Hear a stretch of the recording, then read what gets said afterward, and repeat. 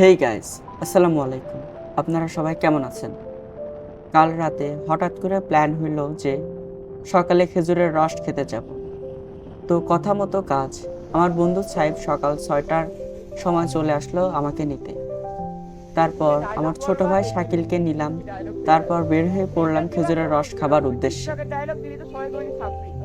প্রথমেই বলি, শীতের শুরুতেই খেজুরের রস খাওয়ার মজা বা আনন্দ অনুভূতি একদম অন্যরকম। সকালে সবাই নামাজ পড়ে বাসায় ঢুকছে আর আমরা তিনজন ঠান্ডায় কাঁপতে কাঁপতে বের হয়ে পড়ছি।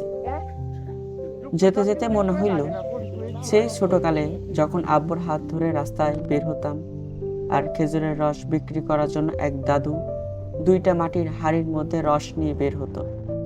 দাদুকে দেখে কি খুশি হয়ে যেতাম আজকে রস খাবো বলে। ভিডিওটা শেষ পর্যন্ত দেখুন, কেমন লাগছে জানাবেন, আমাকে সাপোর্ট করবেন, আমার জন্য দোয়া করবেন। আজকে সকালে বেশ ঠান্ডা ছিল। আস্তে আস্তে আমরা কত বড় হয়ে গেলাম, এখন নিজেরাই কখন কোথায় চলে যায় কোনো ঠিক নেই।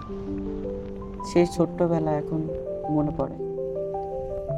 আচ্ছা, যাই হোক, আমরা চলে আসছি কুষ্টিয়া বাইপাস রোড।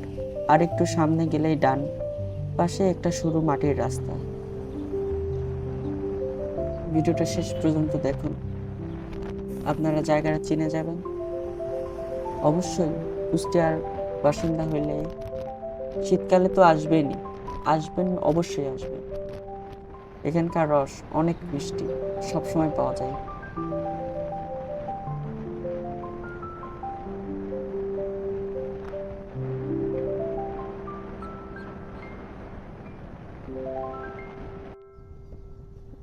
এই তো চলে আসছি সামনে ডান দিকে, এই যে মোড়, এখান থেকে ঢুকে যাব। অনেক মানুষজন ছিল। ধন্যবাদ। আসসালামু আলাইকুম।